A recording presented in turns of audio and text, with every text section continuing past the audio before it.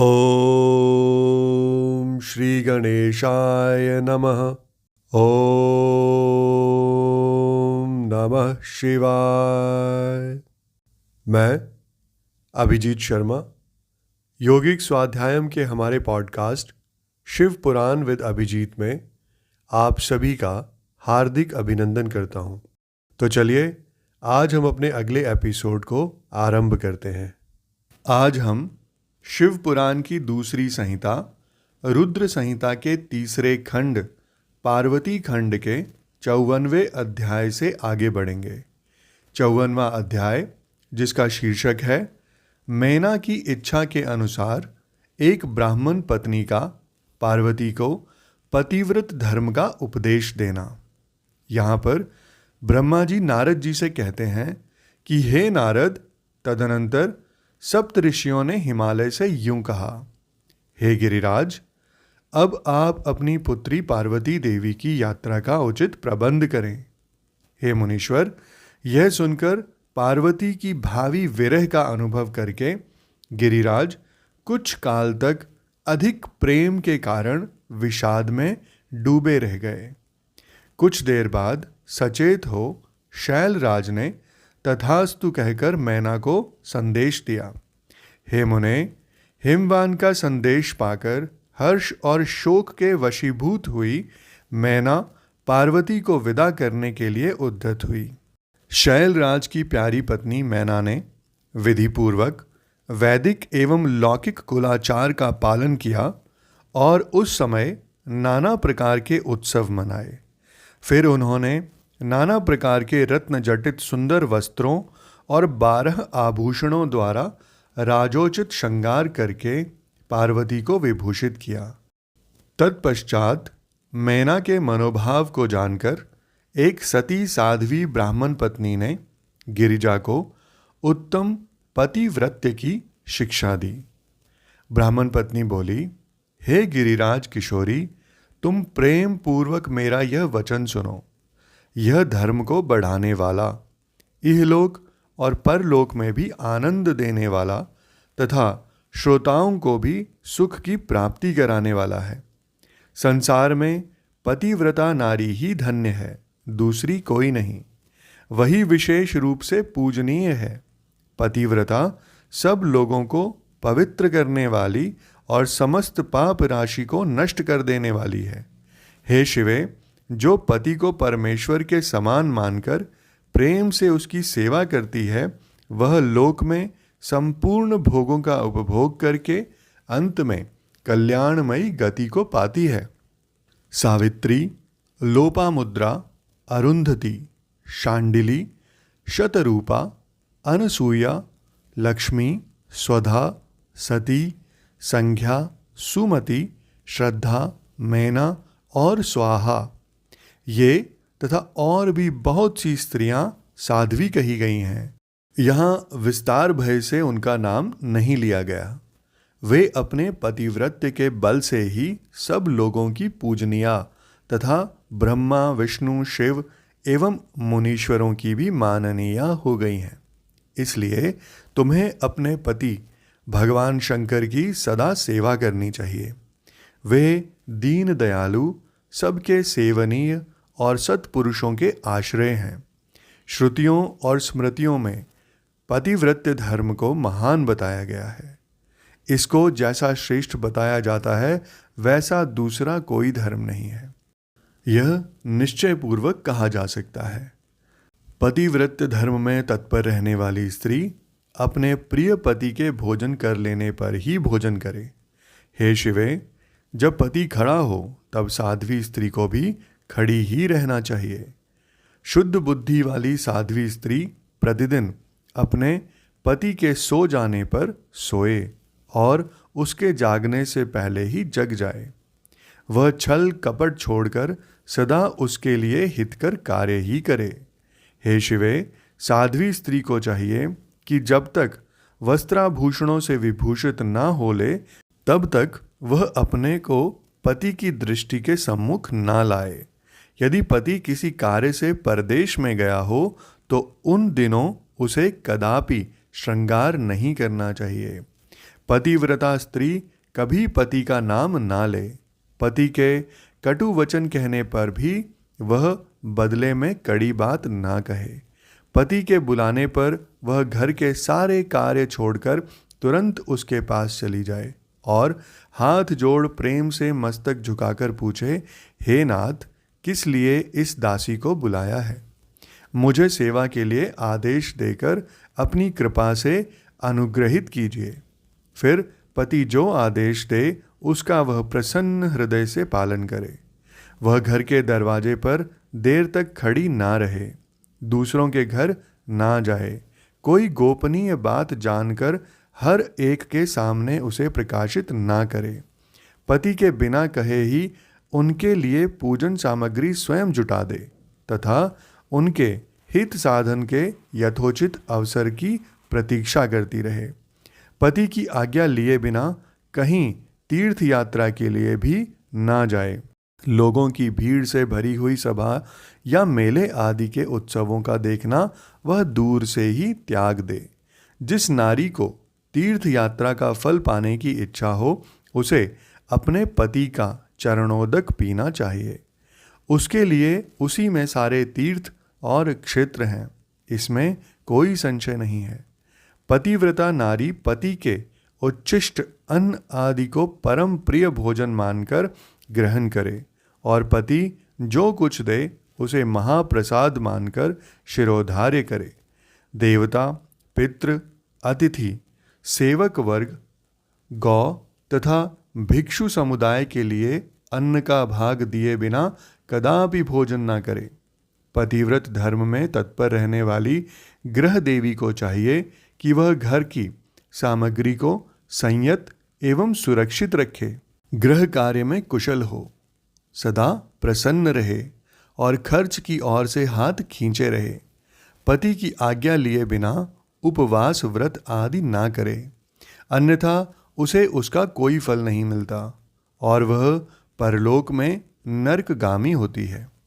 पति सुखपूर्वक बैठा हो या इच्छा अनुसार क्रीड़ा विनोद अथवा मनोरंजन में लगा हो, उस अवस्था में कोई आंतरिक कार्य आ पड़े तो भी पतिव्रता स्त्री अपने पति को कदापि ना उठाए। पति नपुंसक हो गया हो, दुर्गति में पड़ा हो, रोगी हो, बूढ़ा हो, सुखी हो अथवा दुखी हो, किसी भी दशा में नारी अपने उस एकमात्र पति का उल्लंघन ना करे। रजस्वला होने पर वह 3 रात्रि तक पति को अपना मुंह ना दिखाए, अर्थात उससे अलग रहे। जब तक स्नान करके शुद्ध ना हो जाए तब तक अपनी कोई बात भी वह पति के कानों में ना पड़ने दे। अच्छी तरह स्नान करने के पश्चात सबसे पहले वह अपने पति के मुख का दर्शन करे, दूसरे किसी का मुंह कदापि न देखे अथवा मन ही मन पति का चिंतन करके सूर्य का दर्शन करे।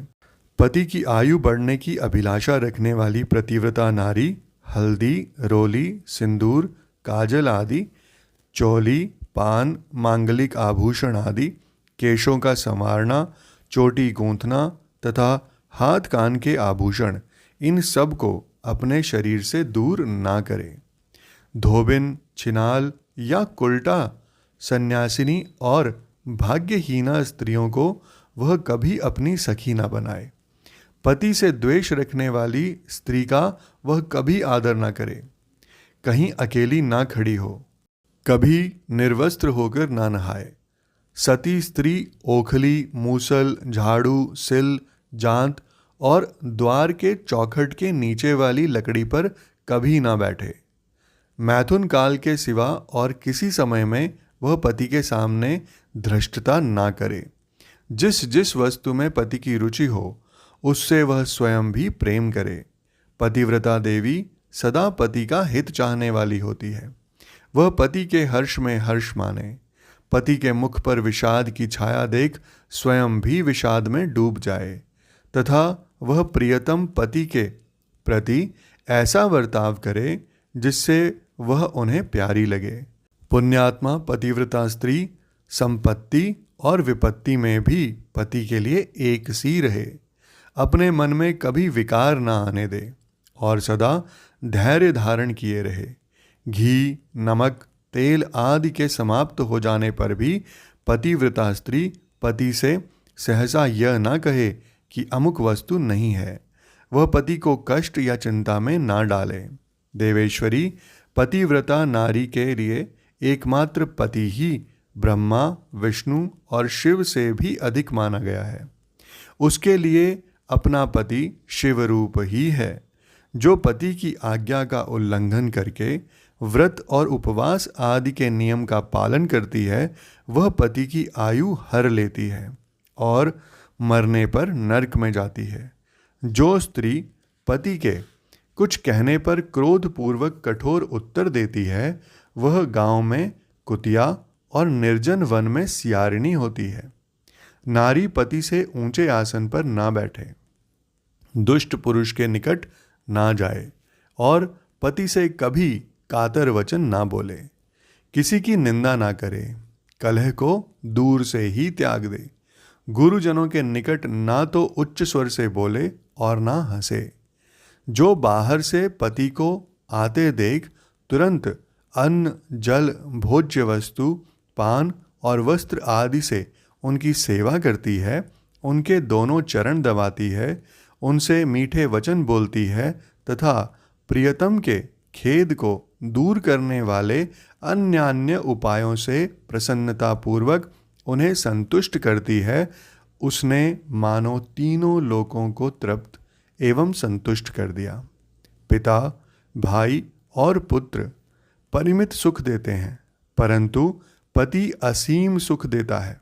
अतः नारी को सदा अपने पति का पूजन, आदर, सत्कार करना चाहिए। पति ही देवता है, पति ही गुरु है और पति ही धर्म, तीर्थ एवं व्रत है। इसलिए सबको छोड़कर एकमात्र पति की ही आराधना करनी चाहिए। जो दुर्बुद्धि नारी अपने पति को त्याग कर एकांत में विचरती है या व्यभिचार करती है, वह वृक्ष के खोखले में शयन करने वाली क्रूर उलूकी होती है। जो पराये पुरुष को कटाक्षपूर्ण दृष्टि से देखती है, वह एंचातानी देखने वाली होती है। जो पति को छोड़कर अकेले मिठाई खाती है, वह गांव में सुअरी होती है अथवा बकरी होकर अपनी ही विष्ठा खाती है। जो पति को तू कहकर बोलती है, वह गूंगी होती है। जो सौत से सदा ईर्ष्या रखती है, वह दुर्भाग्यवती होती है। जो पति की आंख बचाकर किसी दूसरे पुरुष पर दृष्टि डालती है, वह काणी, टेढ़ी मुंह वाली तथा कुरूपा होती है। जैसे निर्जीव शरीर तत्काल अपवित्र हो जाता है, उसी तरह पतिहीन नारी भली भांति स्नान करने पर भी सदा अपवित्र ही रहती है। लोक में वह माता धन्य है, वह जन्मदाता पिता धन्य है तथा वह पति भी धन्य है, जिसके घर में पतिव्रता देवी वास करती है। पतिव्रता के पुण्य से पिता, माता और पति के कुलों की 3-3 पीढ़ियों के लोग स्वर्गलोक में सुख भोगते हैं। जो दुराचारिणी स्त्रियां अपना शील भंग कर देती हैं, वे अपने माता पिता और पति तीनों के कुलों को नीचे गिराती हैं तथा इस लोक और परलोक में भी दुख भोगती हैं। पतिव्रता का पैर जहाँ जहाँ पृथ्वी पर स्पर्श करता है, वहाँ वहाँ की भूमि पाप हारिणी तथा परम पावन बन जाती है। भगवान सूर्य, चंद्रमा तथा वायुदेव भी अपने आप को पवित्र करने के लिए ही पतिव्रता नारी का स्पर्श करते हैं और किसी दृष्टि से नहीं। जल भी सदा पतिव्रता का स्पर्श करना चाहता है और उसका स्पर्श करके वह अनुभव करता है कि आज मेरी जड़ता का नाश हो गया तथा आज मैं दूसरों को पवित्र करने वाला बन गया। भार्या ही गृहस्थ आश्रम की जड़ है, भार्या ही सुख का मूल है। भार्या से ही धर्म के फल की प्राप्ति होती है तथा भार्या ही संतान की वृद्धि में कारण है।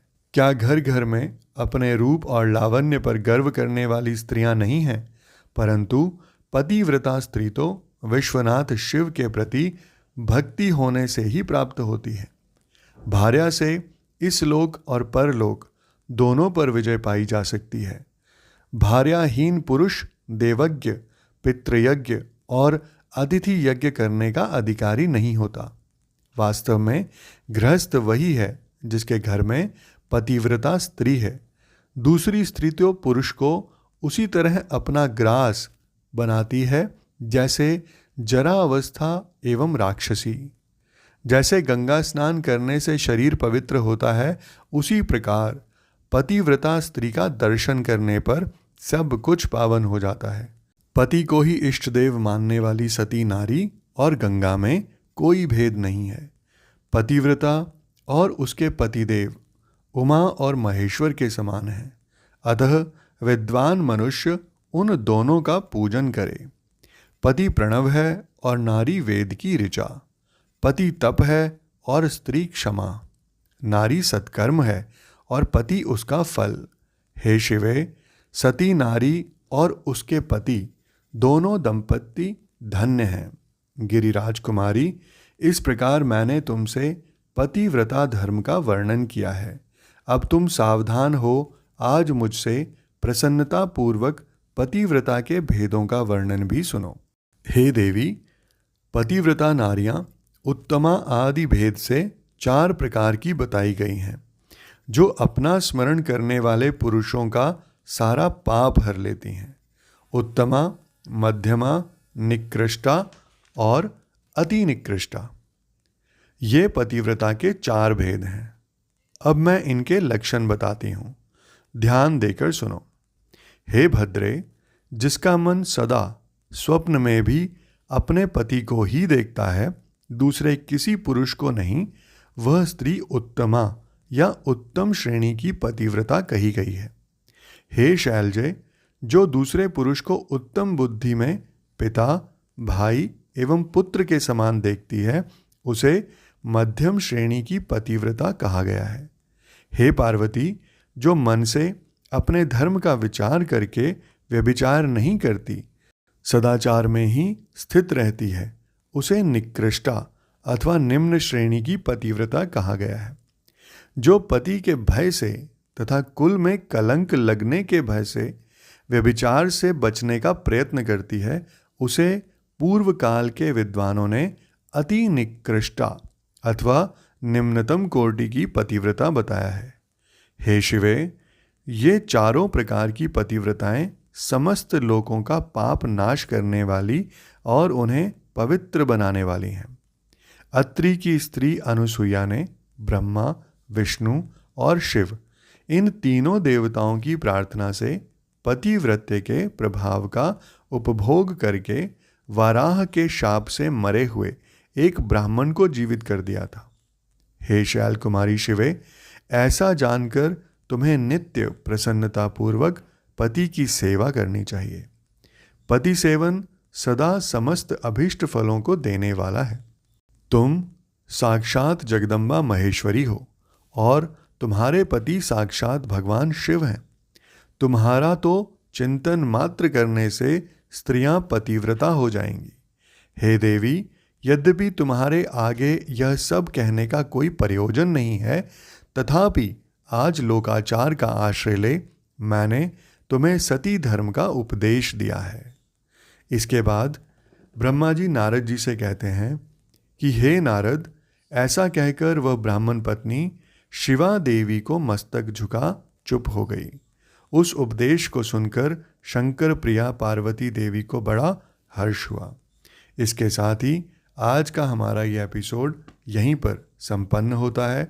मैं कल आप सबके समक्ष फिर उपस्थित होऊंगा हमारे अगले एपिसोड के साथ। आप सभी का मुझे इतने धैर्य एवं ध्यान से सुनने के लिए बहुत बहुत धन्यवाद।